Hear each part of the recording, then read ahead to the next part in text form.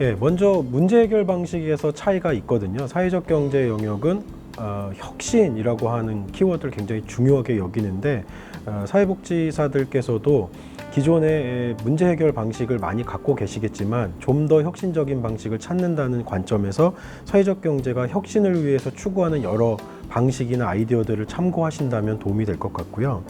그 다음에 이 혁신이라고 하는 키워드를 활용하시면 장기적인 관점에서 사회복지 서비스를 안정성을 가지고 지원할 수 있는 그런 체계를 갖추는 데에도 도움이 될 것 같습니다. 또 하나는 사회복지 영역과 다르게 사회적 경제 영역에서는 클라이언트를 참여자로 인식을 합니다. 그래서 단순히 서비스나 제품의 대상자로만 보지 않고 이 서비스나 제품을 만드는 과정 또는 만들어가는 과정에서의 참여자로 함께 참여시키는데 사회복지 영역에서도 이런 부분들을 좀 같이 참고한다면 이런 클라이언트들의 어떤 자립과 또 역량 강화를 통해서 좀 더 안정적이고 지속적인 사회복지 서비스를 제공하는 데 있어서 많은 도움이 되지 않을까 하는 생각이 듭니다. 다음으로는 이제 사회적 경제 영역에서 이 서비스를 제공하기 위해서 또는 활동을 하기 위해서 일종의 기업 활동의 방식을 적용을 하는데 기업 활동이라고 하는 건 결국에 가치의 수준이 낮은 자원을 어떤 프로세스를 통해서 더 높은 수준의 자원으로 바꿔내는 걸 이야기하거든요. 그런 점에서 볼 때 사회복지에서도 가지고 있는 여러 가지 많은 자원들을 프로세스를 가해서 더 높은 수준의 자원으로 바꿔낼 수 있다라는 점을 참고한다면 더 좋은 전문성 있는 사회복지 서비스를 제공하는 데 도움이 되지 않을까라는 생각이 듭니다. 마지막으로 오늘날에는 사람들이 사회복지를 더 많이 필요로 하면서도 사회복지에 비용이 지출되는 부분에 대해서는 또 부담을 많이 느끼고 있습니다. 그렇기 때문에 사회복지에서도 복지 서비스의 효율성이라고 하는 것이 굉장히 중요한 키워드가 되고 있는데요. 사회적 경제가 추구하는 여러 가지 아이디어나 방식들을 사회복지 영역에서도 이해하고 학습하고 가져다가 활용할 수 있다면 이러한 효율성 추구의 차원 그리고 더 적은 비용으로 더 많은 사람에게 혜택을 제공할 수 있다는 차원에서 사회복지의 영역 확장이라는 측면에서도 유용성이 있을 것 같습니다.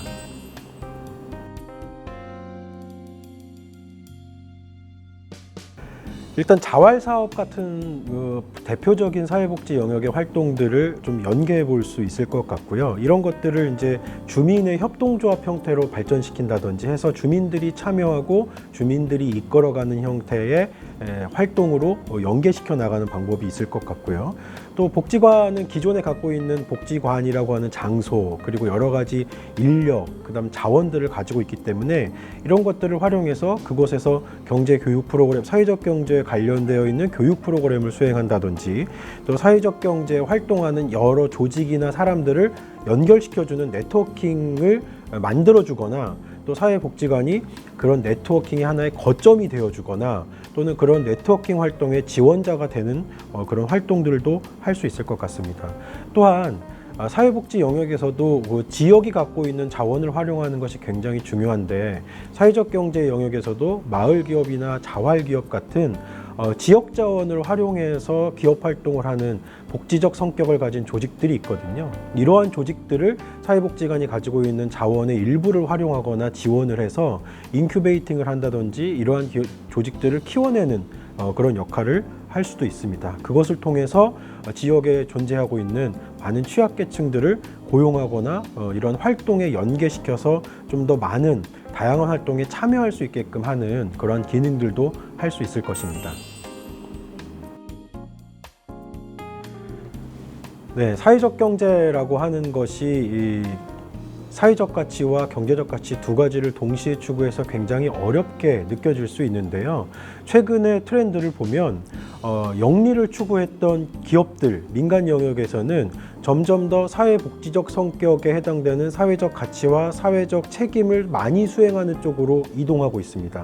반대로 비영리 조직들은 좀 더 효율성과 더 많은 성과를 내기 위해서 경영의 방식과 이런 것들을 적용하면서 점점 영리적 성격의 조직과 유사한 형태로 움직여가는 형태를 볼 수 있거든요.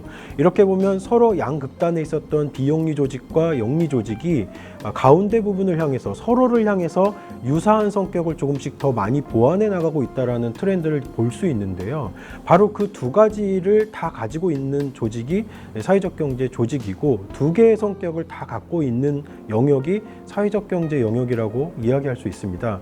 이런 점에서 사회복지사들도 사회적 경제를 잘 이해하고 사회적 경제 활동이 어떤 성격을 갖고 있는지, 어떤 특징을 갖고 있는지, 그리고 어떤 기능적 역할을 하는지를 잘 이해한다면 기존의 사회복지의 활동을 좀 더 효율적으로, 좀 더 잘할 수 있는 하나의 도구가 될 수 있다는 점에서 매우 유용할 것으로 생각됩니다.